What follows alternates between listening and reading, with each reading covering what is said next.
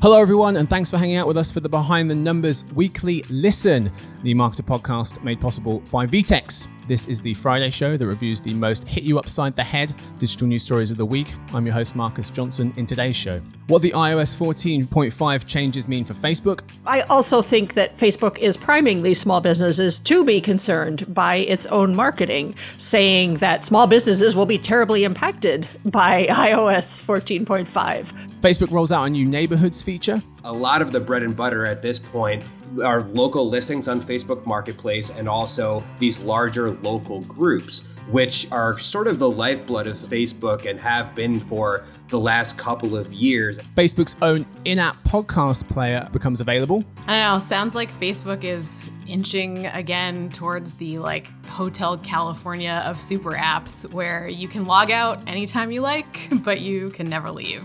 Starbucks considering deleting their Facebook page. Facebook's oversight board make their ruling on Mr. Trump's ban. Lots of Facebook today. And a balancing miracle. I'm being generous. You'll see.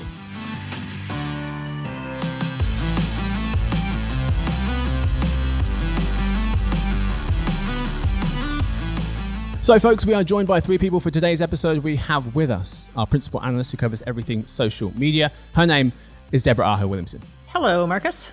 Hey, Debbie. Thanks for joining us. We're also joined by our senior analyst on the connectivity and tech team. It's Sarah M. Watson. Hello, everyone. Hey, Sarah. And finally, we have our analyst on the retail and e-commerce team. It's Blake Drosch. Hey, everybody.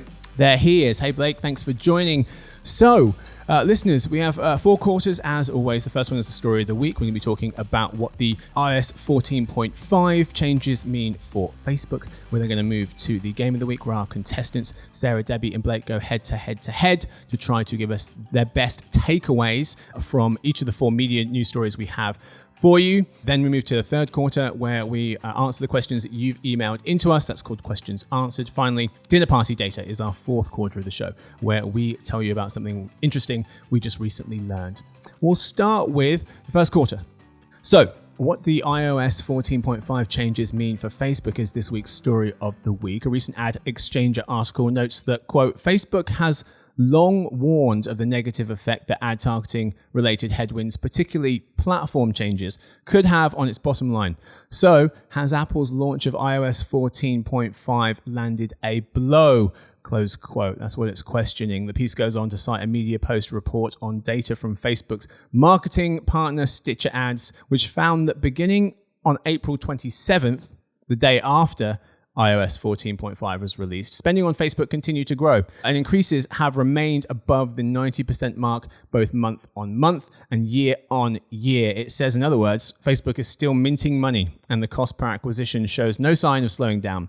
Caveat, it's still very early to draw big conclusions on the impact of the ATT, ad tracking transparency. Debbie, what does this say to you about how Facebook might weather the relatively unknown storm of Apple's new app tracking transparency feature of its iOS 14.5? Well, I always hate to say we don't know, especially Sometimes as an analyst. You're supposed to have a crystal ball and be able to say, yes, this is exactly what's going to happen down to the penny. But we've been looking at the data and we see a lot of disparity. Let's just put it bluntly, a lot of disparity in the survey results and the analysis of the third-party app trackers. Anybody who's been putting out data about what the impact on Facebook is has been wildly inconsistent. And so, unfortunately, that's going to have to lead me to say we don't know yet because there is really no consistency to the data that I've seen so far. Yeah. It's a fair answer. So the next question has to be, when do you think we might be able to tell the effects of the new AT&T feature? Well, I'm expecting when Facebook issues their Q2 earnings, so that'll be in July, they'll certainly have to say something about it on their call. And they'll certainly be asked additional questions by the financial analysts that are on the call. So we'll hear more then, if not before, but that's what I'm expecting. Okay. So insider intelligence analyst Daniel Carnahan notes that Facebook is asking its users to enable tracking as part of its app tracking transparency, ATT framework in iOS 14.5, if they want to keep Instagram and Facebook, quote unquote, free of charge. He notes that this attempt to persuade users to opt in to tracking in this manner is a particularly aggressive tactic by the social media giant. Daniel acknowledges the unlikelihood of Facebook ever introducing a paid version of its major platforms, but says the fact that the company would bring up this possibility highlights how seriously it takes the threat of this new privacy update. Daniel goes on to note that the privacy prompt also runs counter to one of Facebook's famous taglines, stating that the platform was free and always will be, is the quote there, which he points out Facebook quietly removed from its homepage in 2019 in response to criticisms regarding its use of user data for advertising purposes. So folks, do we think Facebook might be changing its tune just ever so slightly on the possibility of a paid offering, especially in a world where everyone seems to be scrambling to offer a subscription of some kind? Yeah, I mean, before we even get into the paid subscription potential, I think what's really interesting about this angle is they are being really aggressive in the rollout of these prompts. And in fact, I think they're actually priming consumers to actually make the decision to opt in. And I think that's actually a somewhat problematic thing. Apple standardized the prompt across iOS to make it a kind of blanket standard visual that users would get. And so the information would be consistent and you would have the opportunity every time, no matter the app, to make the choice to opt in or opt out. Facebook has basically routed around that by adding its initial prompt before it shows you the kind of standard prompt, right? Mm-hmm. And so honestly, I think that like starts to get into the territory of dark patterns in UX and UI that kind of push users towards a certain direction by kind of stating the kind of stakes or the threat even of what is at stake if the free service goes away, if the ability to identify and track goes away. Right. Dark patterns being subtle ways to manipulate your choices based on graying out certain words or putting certain words in prominent colors or bold or whatever. Blake, Debbie, any thoughts on that, or moving on from that, you know, the idea of a possible paid offering if Facebook sees a lot of folks opt out of being tracked across its platforms? Yeah, I mean, I think I want to also point out, I think there was an executive from Criteo, the ad tech firm, who posted on Twitter, who tweeted some screenshots of how Apple itself was describing the tracking on Apple TV in conjunction with France TV. And it was very different. And basically, the executive was saying that Apple was using its own sort of dark pattern to try to get people to opt in to Apple's sort of tracking. So I don't know that you can just say that Facebook is the only guilty party here. It's definitely a battle. Totally. Yeah. So there is some data on how Americans have responded so far to the app tracking transparency. So insider intelligence analyst Mariel Soto-Reyes notes that American adults who recently updated to iOS 14.5 have shown a somewhat surprising openness to letting apps track them, pointing to a recent study by Ad Age and the Harris poll of early adopters of iOS 14.5. She notes that the data comes with the caveat that even with these less discouraging results, developers and marketers are still working within a much more limited scope as a result of app tracking transparency. So iOS 14.5 was made available since April 26th. The research surveyed US adults from April 30th, so a few days after, from April 30th to May 3rd. 2/3 of folks said that they had updated their phones. Among those who had updated to iOS 14.5, a few things. One, just under half of iOS 14.5 users said they had opted into Facebook tracking and sharing their data, versus the 19% who haven't updated their phones but said they did. TikTok, the shares were 36% of iOS 14.5 users saying yes to tracking for TikTok versus the 21% without 14.5. And for Nike, the split was 44-31, iOS 14.5 to non-iOS 14.5, people saying yes to tracking. Any thoughts on these findings? I would just jump in and say that this is just one example of how the survey results and data that we're seeing is very wildly inconsistent. For one thing, I'm I'm kind of questioning that 67% of people, Yeah, respondents, have updated their phones already. There was another study, Apps Flyer is doing some ongoing tracking. I took a look at their research, which is updated on a real-time basis, by the way, which I thought was really fantastic. They have found that only 14% of Apple users have upgraded to iOS 14.5 as of today. So there's a inconsistency right there. Then I think there's data that I think we also wrote about in another Insider Intelligence article from a company called Flurry Analytics, which happens to be owned, by the way, by Verizon, which is which could be a competitor to Facebook, finding very, very low, uptake of allowing yourself to be tracked on Facebook.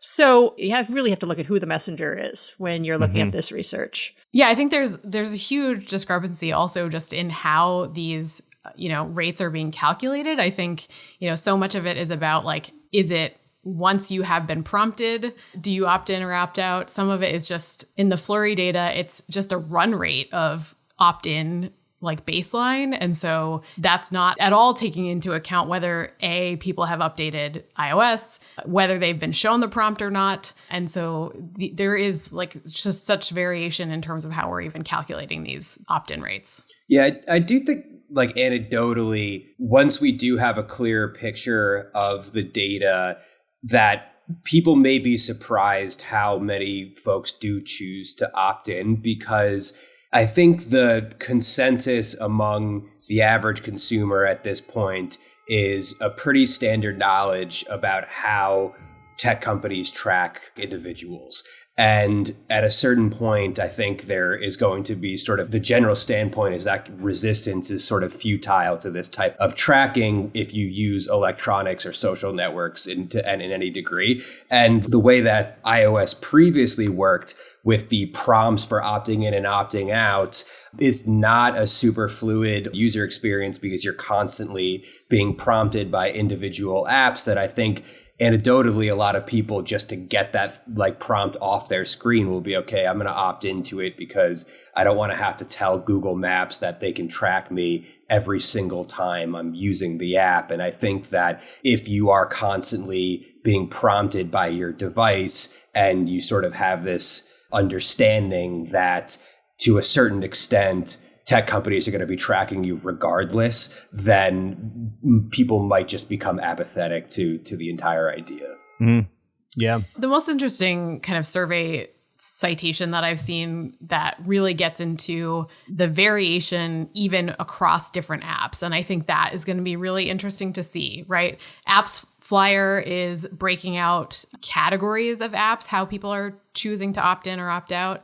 And I think that's really going to give you an indication of, the types of things consumers are willing to trade off. If it's a social media app versus, a health app that they're going to be less excited about tracking. And so, a fitness app, for example. So I think we'll start to actually maybe see some level of granularity about where consumers are comfortable and in what context they're comfortable as we get further in. Yeah. Throw some more data on this bonfire. That is the iOS 14.5 update. Marielle was also noting that mobile ad tech vendor Bliss was telling Digiday that among apps with the updates in the US, nearly half of people are opting in to tracking. So much variation with all these numbers. Marielle was basically saying in her article that, noting that these numbers, they aren't great numbers, but they're certainly not the bleak picture that perhaps a lot of people were expecting. A few other findings from the Ad Age and Harris poll about early adopters of iOS 14.5. They said 2/3 of Americans don't like mobile pop-ups from apps, websites, or their phone's OS. iPhone users were a bit less put off by pop-ups than other smartphone users. Older millennials were more annoyed by them than the baby Gen Z people, and they were more comfortable with them when the pop-ups were related to privacy protocols as well. So Christopher Mims of the Wall Street Journal writes that, quote, before even the smallest business could throw a little as $100 at a tiny ad campaign on Facebook or Instagram and get detailed and immediate feedback, now they will have to spend substantially more, thousands of dollars at least, to show their ads to a larger audience because the targeting will be less precise. He cites Christian Lavresic founder of Pixel Feed Media, an e-commerce marketing agency. Mr. Mim's article goes on to cite one San Francisco-based coffee shop that says they used to get a good return on Facebook ads, which helped them through the pandemic. Now they're worried after Apple updates its mobile OS that the money that they spend on advertising on Facebook won't lead to as many sales. Debbie, any thoughts on how this change could affect small businesses? Yeah, that's another one where, unfortunately, I am going to have to say we're going to have to wait and see. Yes, there have been articles talk like the one you just cited, where certain small businesses have said we are affected. I think you can find anecdotal data points to support just about any point of view you want to put out there. So I'm sure, yes, there are some small businesses who are concerned. I also think that Facebook is priming these small businesses to be concerned by its own marketing, saying that small businesses will be terribly impacted by iOS 14.5. So, if I'm an average small business, I'm probably not, as deeply ingrained in the statistics and the numbers of, social media marketing like the three of us are on, who are talking with you today. I'm just trying to keep my doors open. And if the company that I buy advertising from is telling me, oh, hey, your revenue is in danger, I might believe them. And so I think there's a little bit of that going on as well. Mm-hmm. I panicked then because you said the three of us, and I thought she's left Blake out, but you meant the three guests, and you the three experts here, Marcus. That was implied. No, ouch. So finally, Debbie, what do we expect to see from Facebook this year, ad spend wise? So that is a question we do get asked a lot, which is, what is the impact of iOS 14.5 on Apple's revenues? And I hate to sound like a broken record, but, we are keeping track, very close track, obviously. But, suffice to say that we still think Facebook is going to have a pretty good year. Right now, this is our forecast from March, so pretty recent. We're estimating $48.5 billion in U.S. ad revenue, up about 27%, with, by the way, 97% of Facebook's ad revenue coming from mobile. That's not unusual. It's been that high for quite some time. And then on a worldwide basis, over 100 billion, almost 108 billion, up 28%. So Facebook, I think we're expecting to still do quite well, but keeping an eye on every bit of data that we've talked about and more as we go through the year. What I got from that is Facebook might not notice anything's happened. I'm kidding. They might do. That's a lot of money. All right. That's all we've got time for the story of the week. It's time now for the game of the week. But first, a quick word from our sponsor, VTEX.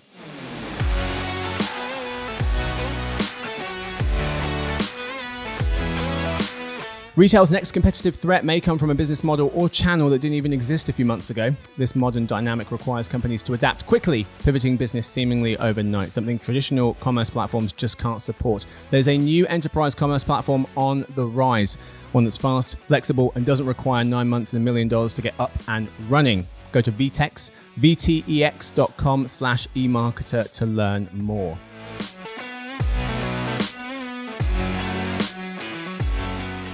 Folks, we are back. It's time now for the game of the week, the only game we play. Today's game, What's the Point?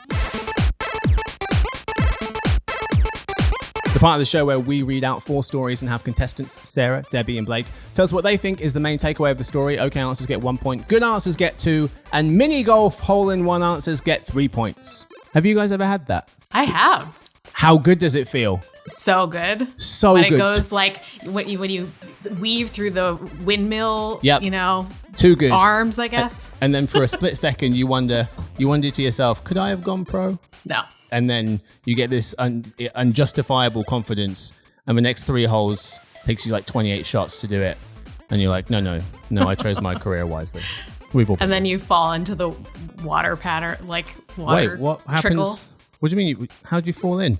Someone probably pushed you because you were bragging about how you got a hole in one. Who pushed you? Sarah? Asked. That's how the game goes. 1 point, 2 points, and 3. Each person gets 20 seconds to answer before they hear this. Whoever has the most points after 4 rounds wins and gets the last word. Sarah, I'm a bit concerned. Who pushed you in? It was probably my brother. Yeah, that's fair. Let's start with Blake for our first story, Facebook Neighborhoods. Facebook is rolling out a new group-like feature in the US called Neighborhoods that seems rather similar to local social network platform Nextdoor, where folks join online groups based on their location. You could use the platform to let folks know about a local yard sale, ask for landscaper recommendations, or notify people about community events. Facebook has been testing the service in Canada since last year and will be rolling out to 4 US cities: Charlotte, San Diego, Baton Rouge, and Newark. Blake, Facebook neighborhoods, what's the point? Before I start, Marcus, I want to say that I listened to the podcast last week when I wasn't on it. And I heard you say, because the game was going so quickly, Sarah, that I'm never going to be invited back on this episode again. So first of all, I'm glad to be back. And I just wanted to make sure that my first answer was going to be extremely long. So I made this rambling the sort of the precursor. So anyways, I think that what they're trying to do here, it seems like, is get a lot of the activity that's already happening on Facebook onto a separate part of Facebook, because a lot of the bread and butter at this point is our local listings on Facebook Marketplace and also these larger local groups, which are sort of the lifeblood of Facebook and have been for the last couple of years. And it's why a lot of younger folks especially are still on the platform. So they're just essentially trying to move it into a more compartmentalized space. Welcome back, Blake. Sarah. I just think this is yet another example of why innovate when you can duplicate. Oh, she's out. Whoa. That was quick. Debbie, what you got? Yeah, so I'm a pretty avid Nextdoor user in my community. And my comment is Nextdoor has so much bickering. We all know that, at least those of us who are on Nextdoor. And yet we still use it. Very much like Facebook. So much bickering, and yet we still use it. I agree with Sarah. This is just Facebook entering yet another place that it thinks it can get some domination. And I give it an eh. Insider Intelligence analyst Nina Getson, she was also warning, unlike groups, it won't be so easy for local brands to avoid neighborhoods that turn political or controversial, which could present brand safety issues down the line. But she also points out groups has long been a way to target people interested in similar niche topics, and explicit location-based groups on neighborhoods could be a valuable advertising venue for local businesses. We move to our second story. We start with Sarah. Facebook's own in-app podcast player. Ashley Carman of The Verge reports that, quote, Facebook is building its own in-app podcast player that is separate from its newly announced in-app Spotify player, close quote. That's a separate thing. I'll explain that in a minute. So the Facebook podcast player, she explains podcasters will be able to distribute their shows through their Facebook page. You'll opt in to do so. It will maybe use RSS, or maybe podcasters will have another way to upload their content to Facebook. It's not clear yet. Facebook says they expect this functionality to roll out within the next few months. The news about the in-app Spotify player is that Facebook is introducing a mini player for the news feed that lets people play music and podcasts on Spotify from within Facebook. Ads will come directly from Spotify, with Facebook getting quote-unquote limited data about users who use the service for things like subscription type and mini player performance metrics. Facebook won't use this information to target ads, and listeners will have to opt into data sharing when they first start the player. Sarah, Facebook's own in-app podcast player, what's the point? I don't know. Sounds like Facebook is inching again towards the Hotel California of super apps, where you can log out anytime you like, but you can never leave. Debbie. The thing that I'm confused about, and you did a very good job of explaining it, but I'm still confused, is Me too. Facebook has a partnership with Spotify. Spotify offers podcasts. Facebook has a podcast offering of its own. I kind of feel like Spotify got the short end of the stick on this deal. Yeah. Mm-hmm. Blake.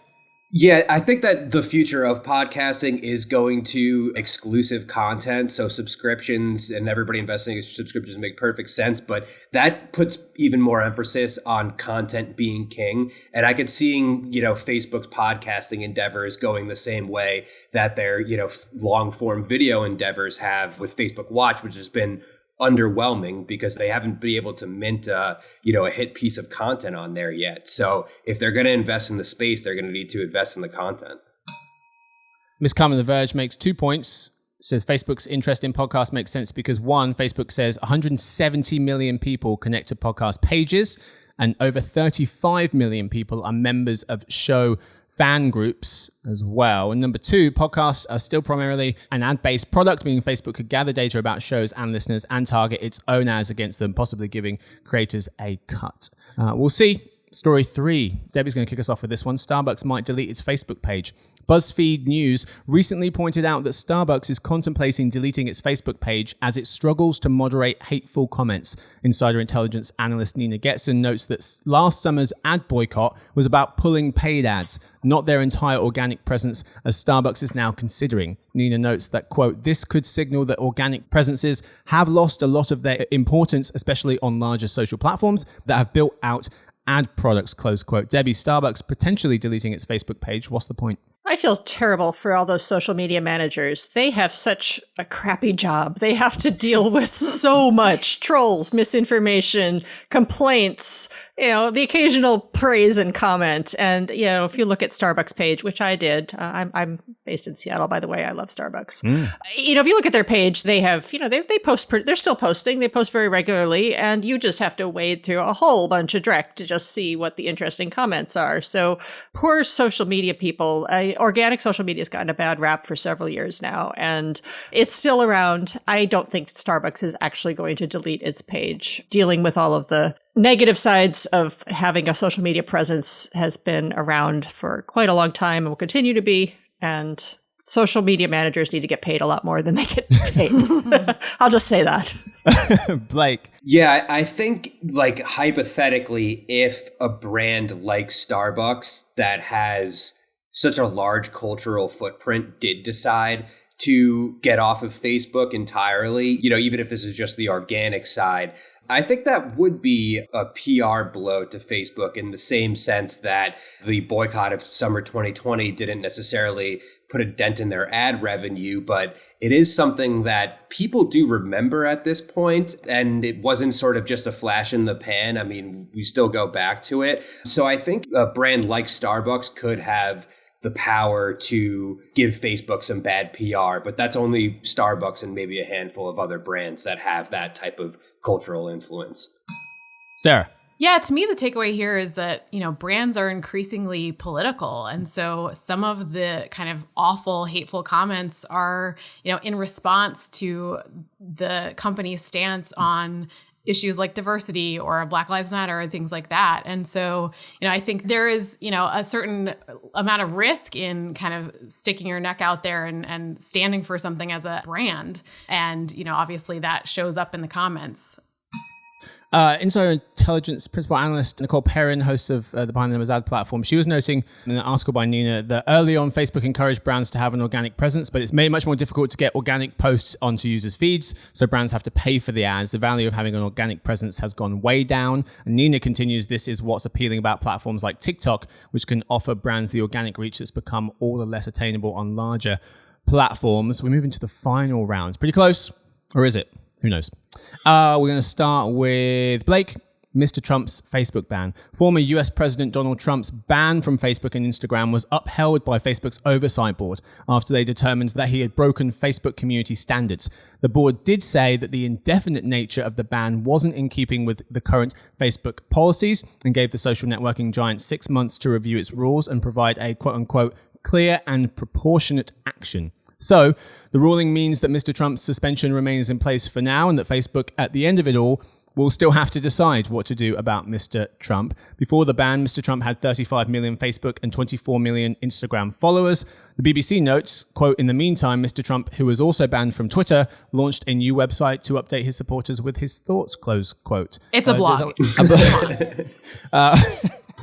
Blake, Mr. Trump's Facebook ban, what's the point? I think the point is that this is, whatever the outcome of this specific situation is, hopefully something, that Facebook and its oversight board are never going to have to deal with again, which begs the question is, how is a ruling like this going to be applied to the rest of the user base? Because the oversight board specifically mentioned that the Facebook ruling should, in this scenario, which deals with, the leader of the free world at the time, needs to apply to the general user base, which seems like, yes, that's the point of the oversight board, to set precedents that then could be carried out in a fair way to the rest of the platform. But this seems like an awfully specific case for it to really have the intended effect that the oversight board is trying to get out of it here. Sarah. This is just a huge punt. Facebook was punting by handing this evaluation over to the oversight board. And that's really the reason for the Facebook oversight board to exist. But then the board punted it back to Facebook, ultimately. Obviously, they have upheld the ruling, but they're really putting it back in Facebook's court to decide. And that really gets into the ultimate question about the existence of the board itself and the legitimacy thereof. Yeah, lots of punting. It was like the Rams Patriots for Super Bowl of a few years ago. 10-6. You kidding me? I'll never get that time back. Debbie? I was about to say, yes, it did sound like a football game for a second there where, you just keep kicking the ball back and forth because you can't actually move the ball any other way. Yes, so I'm just going to go with consumer data. So Pew Research Center not too long ago researched adults and found 50% of U.S. adults surveyed in April said they thought that a permanent social media ban against Trump was wrong, and 49% agreed that a ban was good. So Facebook basically can't win. The users are heavily divided on the topic, and I can completely understand why Facebook and its oversight board also cannot come to a decision. So I was doing a ton of reading for this one, maybe more than I should have, and a few interesting points I thought here. First of all, BBC tech correspondent Rory Cellan-Jones was saying there can be no more divisive issue than President Trump's presence on a platform credited or blamed by many for his electoral success in 2016 and probably crucial if he decides to run again in 2024. Jonathan Swan of Axios reports that Mr. Trump running again is a likelihood, according to sources close to him. Mr. Trump and his inner circle view Facebook reinstatement as crucial to his political comeback. Domenico Montanaro of NPR notes that, quote, while the Trump team spent over $100 million combined on Facebook ads in his two campaigns, it generated hundreds of millions more in campaign contributions, and who knows how many votes, close quote. In a recent article by Shirin Ghaffari and Rani Molla of Recode, they asked the question, what did the Twitter ban do to Trump mentions? They were citing some Signal Labs data, 50 million mentions of Trump, the word Trump, on January 4th on Twitter, 50 million before the ban. He was banned shortly after January 6th. January 11th, his mentions had been cut from 50 to 30, 50 million to 30 million within a week. By March, he was averaging less than 5 million mentions a day. So 50 million January 4th, less than 5 a day, March onwards. Florida's governor is getting ready to sign into law a bill banning social media companies from deplatforming political candidates or media outlets, notes Cameron Albert Deach of Inc.com. Under the bill, companies face fines of $250,000 a day for kicking statewide official candidates off their platforms and $25,000 a day for local candidates. The bill will likely face immediate legal challenges. It's also going to be interesting to see what YouTube does. Mr. Trump is currently still banned there. A YouTube spokesperson said at the start of May that the service prolonged the suspension because of the continuing risk of violence. Lots going on. That's all we've got time for the Game of the Week. This week's winner, drum roll. Debbie is this week's winner of the Game of the Week. Congratulations to Debbie. Thank you. She won. Woo. Debbie, you get the championship belts. That's how it goes. And you also get some time to tell us what you want. The last word is yours. Oh my God, I forgot about that part. I'm like the person at the Oscars who didn't know they were going to win. They all know they're going to win. Oh my gosh. Tell Where's you your something. secret speech? Shoot. What have you watched recently? What have you listened to recently? Oh my God. I really do feel like that person at the Oscars. Oh, my mind is completely blank. I'm going to What's your start Starbucks rambling. order? What's your Starbucks order? I'm going to ramble. Okay. So my Starbucks order, this is how boring I am. My Starbucks order is a tall cafe Americano. Classic. Yeah. Can't mess with it. I am not that person who does the 15, modifications. Hate those people. That by the way, that the Starbucks employee posted, and I think he got let go for posting that. Wait, what happened? Yeah, I was just going to say the TikToker. Somebody, was it on TikTok originally? Yes, it was. Yeah. It was somebody had like a pretty crazily specific Starbucks order, and I guess the employee posted it on TikTok, and it went viral, and the poor person got ridiculed for 12 hours online. Oh. But apparently dear. it's becoming a real problem because on the mobile app, you can tick all these boxes and make an absurd Starbucks order because you're not saying it out loud. It's this kind of anonymized mechanical interface. So the problem with coffee orders is no one knows really how you want your coffee. And now we're in the pandemic world. When there's the stations where you would make it up yourself and you would all like handle the sugar and share the half and half and all that, they're gone by and large. So you have to trust this person to put in exactly the right ingredients for your coffee. I noticed this when I first moved to the States, and I was at Dunkin' Donuts, and I was like, how do you want your coffee? Do you want cream and sugar? I said, yes. And they immediately turned around and walked off. And I said, I was thinking, you have no idea how much cream was. What are you doing back there? And they just threw a bunch in. Luckily, I love it mainly cream and sugar, so it was perfect. But is it just me who this bothers? Oh, it bothers me because, yes. Okay. The trick, though, I mean, again, Starbucks fan here in Seattle. The trick is you can actually specify, like, do you want light whole milk in your cafe Americano, or do you want I don't know if it's heavy or what, but you can actually say an approximate amount to be put in. At Dunkin', you need to figure out the number. So like on a large, you need 3 milk, 2 sugar. They have a whole system. Okay. Yeah. Because you also sometimes what I want to tell them is put 7 sugars in that bad boy. Okay, let's keep it real. But you start going 3, and you're like, oh, I mean 12. Can't be honest anymore. I had a really awkward encounter in a sandwich shop yesterday.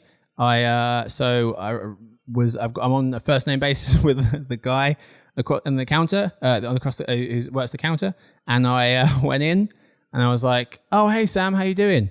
And he was like, "Oh, hey, how you doing?" He looks a little bit off, like something was wrong. And I was like, "Oh man, good to see you. How's it going, Sam?" He was like, "Yeah, good, yeah." I put in my order. He was very nice, and I paid, walked out, was waiting outside on a picnic table, sitting down, and I heard my name, and someone was like, "Oh, hey, Marcus." I look up, there's Sam. He wasn't in the store at all. He was just arriving to work. And so he walked past me, and I just spoken to someone who actually looks quite like Sam. And now you can never go back to that sandwich shop again. I had to go back in to pick up the sandwich I just ordered. Oh, no. Luckily, I think with the mask, I could have said anything. I could have said, "Hey, man. Hey, Sam." Whatever. It was so awkward. So does that mean this place is hiring people who all just look alike? This is like a doppelganger situation? They might all be family. They looked identical. So similar. Sorry, Sam. Anyway, so we've got time for the game of the week. Debbie is this week's winner. We move now to questions answered. It's the part of the show where we answer the questions that you send in to us. This week, not really a question. Actually, this isn't from this week. It's from a few weeks ago. I forgot to bring this one up. Jeff from Indiana, friend of the show. So his email was titled "Open Letter to eMarketer Behind the Numbers on the Future of Podcast Business Models." So Jeff, very good friend of the show. He's actually the father to our favorite Behind the Numbers listener, Julia, young Julia, who she must be about 2 to 4 years old. I'm not entirely certain. But hi, Julia. Hello. She dances to the intro music to the show, which is really the only thing I do when I listen back to it. And he wrote us an open letter, which we are incredibly grateful for. So I'll try and summarize best I can.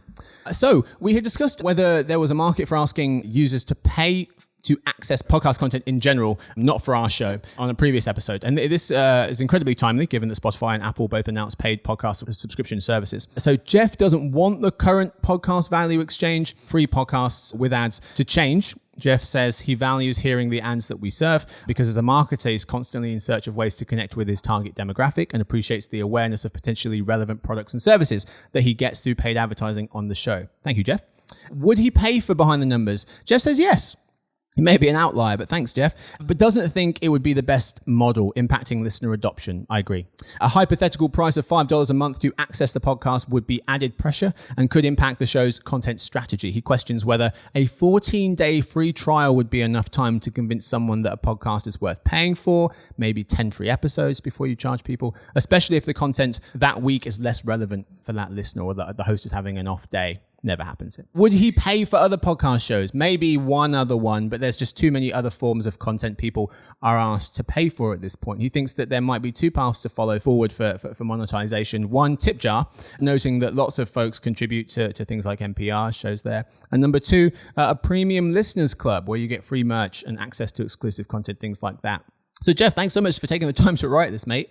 I think the interesting part for me was, how do you get people hooked? How do you convince people, to your point, that, there's a good chemistry with this show, this is entertaining, you're going to learn something in a very short period of time and convince them to pay with having 0 brand recognition whatsoever? I think that's really interesting. And I wonder if a 14-day trial is enough, whether a month is going to be necessary. And then your monetization options as well. Yeah, Premium Listeners Club, very possible. Tip jars as well. I'm surprised at how many people are willing to tip other folks. But it does make a lot of sense. I think it's the fact that it's called tipping as opposed to like funding your favorite people. Then it makes a bit more sense, perhaps. But thank you so much for the letter. Any thoughts, folks, on this letter? Yeah, I think that I noticed recently that there's this podcast network, Luminary, that is a paid subscription platform.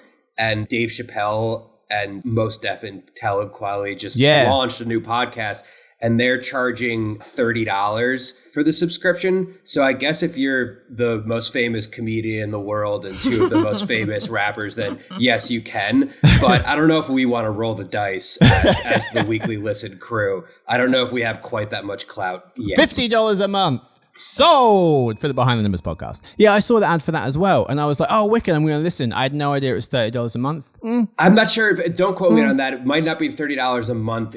That might be an annual fee, but yeah, that sounds annual to it's subscription. You can't get to it. It's not like, I think on Spotify, correct me if I'm wrong, if you wanted to listen to like the Joe Rogan podcast, you still could, but you just have to listen to the advertising. Yeah. I think this is no ad option, just you have to pay the subscription to access it. Huh.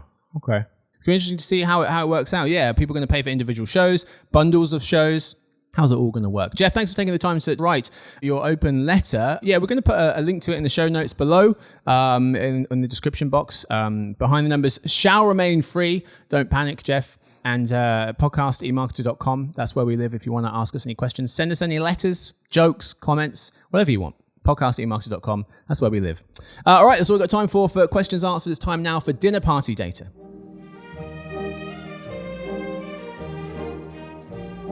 It's the part of the show where we tell you the most interesting thing that we've learned this week.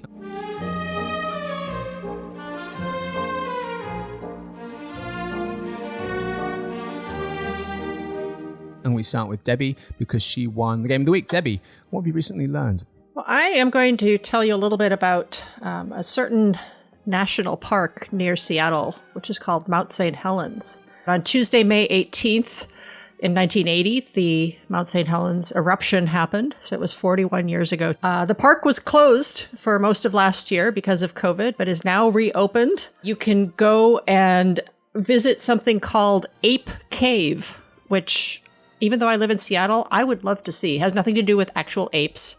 It's never mind then. Got a weird origin story for the name, which I don't think I need to bore you with. But it's a 2.5 mile long lava tube, which you can walk through. It's pitch black, so you have to have like a headlamp or something like that.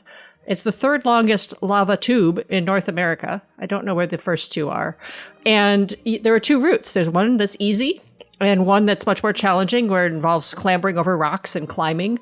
And I totally want to do this. You can sign up for time slots because it's COVID times by going to recreation.gov, and you can visit Ape Cave. So there's my dinner party data. Very cool. I did not know that lava tubes were a geological feature, like a category. It's pretty. Makes you sound like you're going to get in one of those rubber rings and like just cruise down it.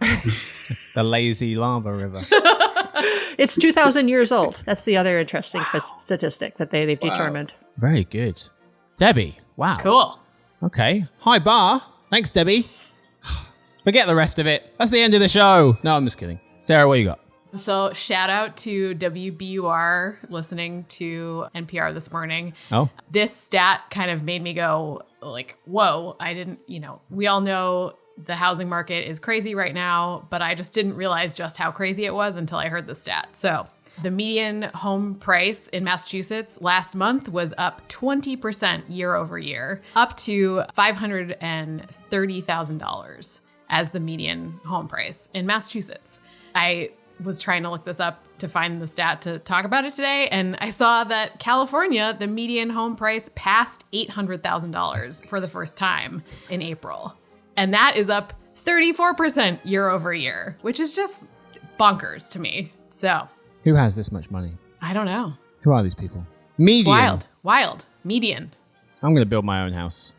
No, I'm not. You can't buy lumber for lumber money right now. That's also true. Yeah. I'll make it out of straw. That went well for the three little pigs. Blake, what you got for us? So Some folks may have seen this already, but I felt like it was very ripe for dinner party data. YouGov had a survey that they just published about which types of animals Americans think that they could beat in a fight. Did you guys see this? It was getting passed around in our company Slack a little bit. But which is just, I think, just a really great use of YouGov's resources, because people need to know the sheer audacity of Americans and their ability to fight, wild animals and defeat them. So I'll give you the top and the bottom of the list. So 72%. Hang on a second. When do you need to fight an animal? When does that scenario come up? I mean, I guess when you're in a lava tube. Yeah. You never know what can happen. You never know what type of situation you're going to get yourself into. So 72% of Americans think that they could beat a rat in a fight. So I would imagine that this is largely the largest percentage of Americans that were polled were not living in the New York City area, and have never seen the size of some of the rats that live here, because I don't think that I would even try to combat a New York City rat. But yeah, that's the highest percentage. And then only 6% of Americans, but still 6% of Americans think that they would beat a grizzly bear in a fight.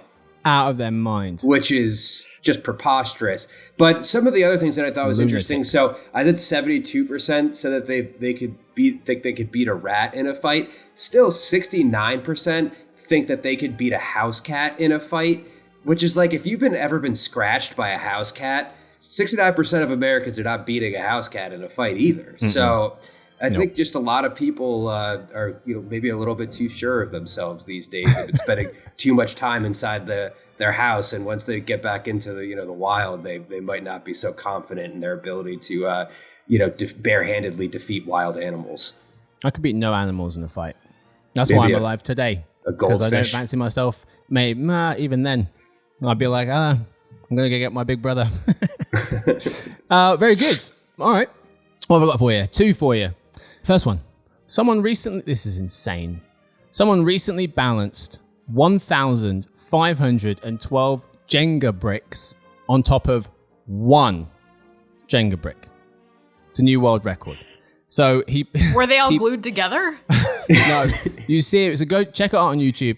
You can see the sped up version, which takes a minute, or you can see the slow version, which took him an hour and a half. Bless him. He stands a brick upright, and he then proceeds to balance 1,500 Jenga bricks on top. So there are 54 bricks in a standard Jenga set. So this Jenga wizard stacked 28 Jenga sets worth of bricks onto one singular brick standing upright. Check out the video on YouTube. It's insane. Anyway, second thing I got for you. This is just amazing.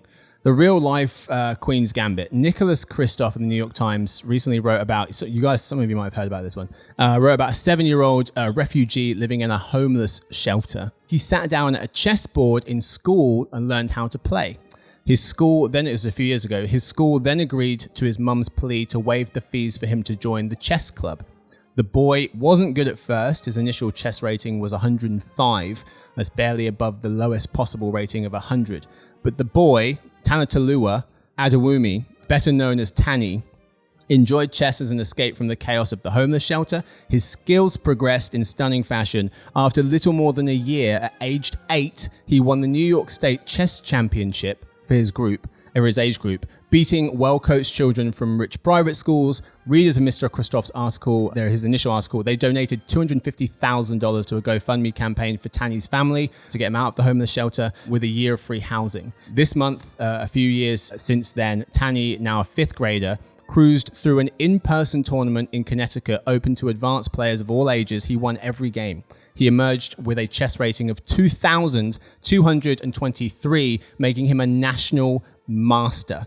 He's 10. 3 years ago, when he was 7, he was in a homeless shelter. He didn't know how to play chess. So he's 10 years, 7 months, 28 days. It makes him the 28th youngest person ever to become a chess master in the US. 28th ever youngest person, according to John Hartman of US Chess. This next sentence is just amazing. When Mr. Christoph of the New York Times asked Tanny how he feels when he loses, Tanny replied, quote, "When you lose, you have made a mistake, and that can help you learn. So I never lose, I learn." What an amazing individual. So that'll be a movie. I think they're actually working on a film. I know he has a family, but I want to adopt him and his whole family. I want to adopt them all. Are you kidding me with that kind of wisdom? When I would lose at a board game when I was 10, I'd be like, burn it all down. Yeah, you flip over the Monopoly board and storm out of the room. That's, yeah. So wise. What a little Jedi. Anyway, that's my dinner party data. That's all we've got time for today's show. Thank you so much to my guests. Thank you to Debbie. Thank you, Marcus. This week's winner of the Game of the Week. Thank you to Sarah. Thanks for having me. Thank you to Blake. Thanks, everyone. Thank you to Victoria, who edits the show. Thank you, Tanny, for those words of wisdom, mate. Incredible. Thank you so much to Jeff for writing into the show. Thank you to everyone who took time to listen in. If you guys want to send in your own questions, your own thoughts, feelings, podcast@emarketer.com is where we live. We'll see you guys on Monday, hopefully, for the Behind the Numbers Daily, the eMarketer podcast made possible by VTEX. Enjoy those weekends. Oh, did we lose her? Oh, Debbie! She won the game. That was like a mic drop exit. Forget you! Yeah. Screw dinner party data. Debbie! I made an oops. She's back. Hello. We just thought that was your mic drop. Yeah. Right. You thought you were making a strong good. exit after the victory. It was the Google Meet. Oops, I hit the hang up button by mistake. Oh. They really need to put the mute button not next to the hang up button. Directly next to it, yeah.